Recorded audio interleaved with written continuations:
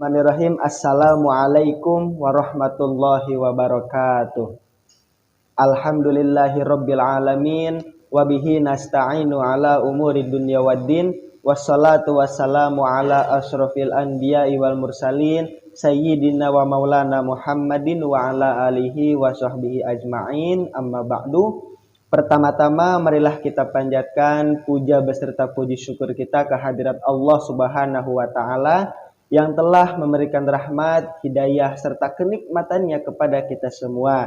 Sehingga dengan ucapan Alhamdulillahirabbil alamin, kita semua masih dapat melaksanakan aktivitas kegiatan sehari-hari dalam keadaan sehat walafiat.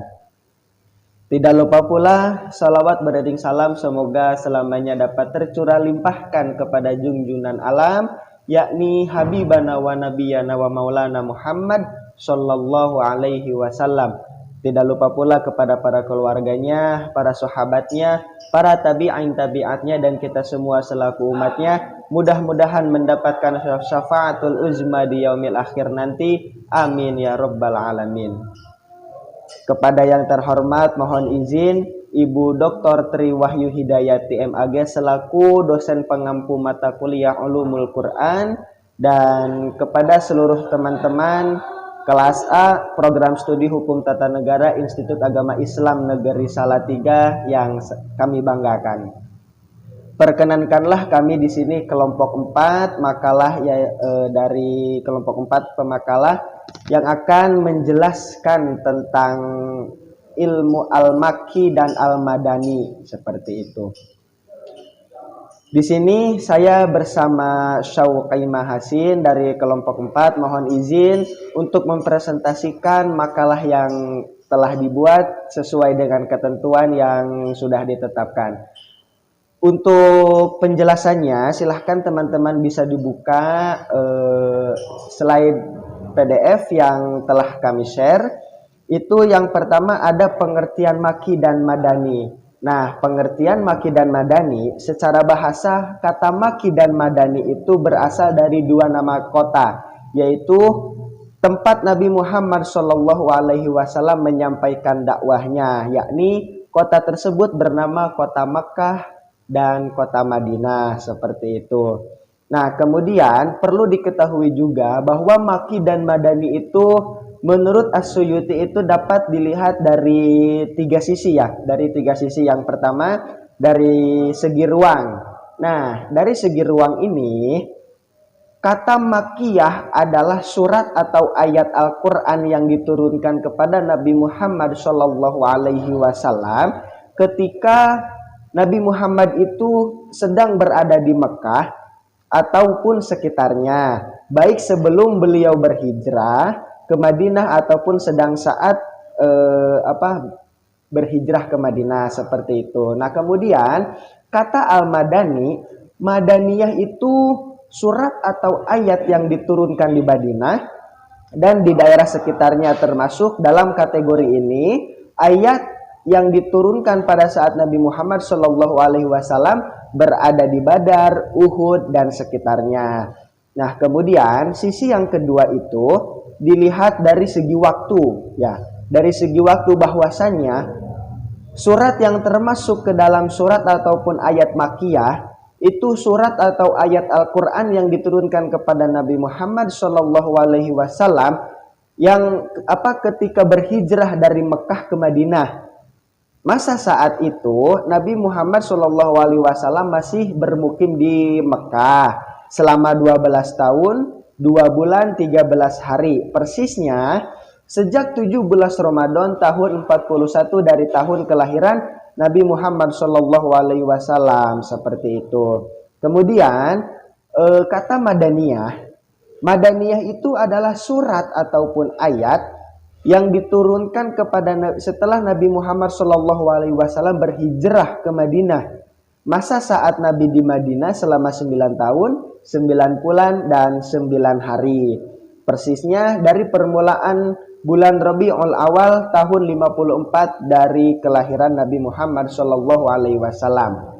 Dan yang ketiga itu dilihat dari sisi subjek, bahwasanya Makkiyah adalah surat ataupun ayat yang diturunkan kepada penduduk Mekah yang umumnya dimulai dengan lafal ya ayyuhan nas, kemudian ya ayyuhal kafirun, kemudian ya bani Adam. Diawalinya ayat-ayat tersebut, ayat-ayat Makkiyah dengan lafal tersebut adalah karena kebanyakan dari penduduk Mekah saat itu terdiri dari orang-orang musyrik ataupun orang-orang kafir seperti itu. Kemudian kata al-madaniyah, madaniyah itu adalah surat ataupun ayat yang ditunjukkan kepada penduduk Madinah. Biasanya ayat ini diawali dengan lafal ya ayyuhalladzina amanu. Nah, kemudian dengan lafal yang demikian itu karena mayoritas penduduk Madinah itu terdiri dari orang-orang yang beriman, meskipun ada sebagian yang belum beriman seperti itu. Nah, bagaimana terkait definisi kata al-Makki dan al-Madani dari teman-teman, apabila ada yang ditanyakan nanti silahkan ditanyakan ketika kita sesi diskusi ya. Nah, kemudian apa sih yang termasuk surat ataupun ayat yang termasuk ke dalam bagian al-Makki dan al-Badani seperti itu? Di sini As-Suyuti itu saya kutip dari dari buku karangannya Jufri, menginventarisir bahwasanya sebanyak 32 surat yang diperdebatkan dan kelompok surat Makkiyah yang mengandung ayat Madaniyah dan surat Madaniyah yang mengandung ayat Makkiyah sebaliknya ya. Nah, terdapat di dalam 52 surat.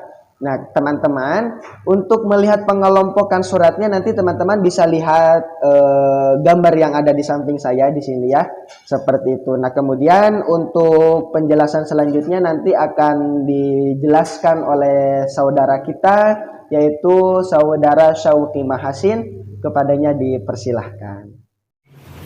Baik, kita lanjut ke materi berikutnya mengenai ciri khas ayat Makkiyah.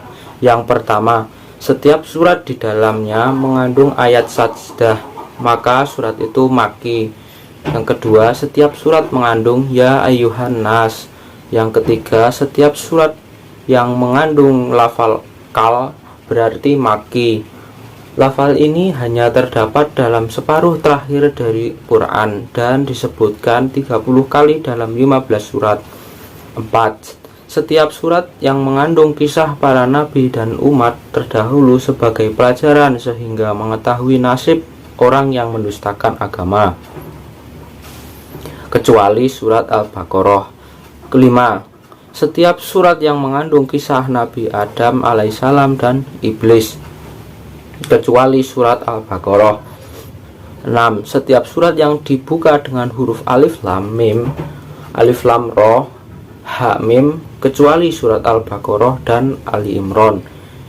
Ketujuh, ajakan tauhid dan beribadah hanya kepada Allah Subhanahu wa taala, apa itu hari kebangkitan dan hari pembalasan, hari kiamat dan kengeriannya, neraka dan siksaannya, surga dan nikmat-nikmatnya.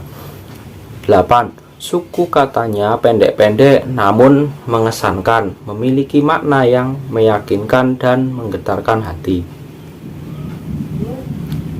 Ciri khas ayat Madaniyah. 1. Setiap surat yang berisi kewajiban atau had sanksi. 2. Setiap surat yang di dalamnya disebutkan orang-orang munafik kecuali surat Al-Ankabut. 3. Menjelaskan ibadah muamalah, warisan, dan lain sebagainya.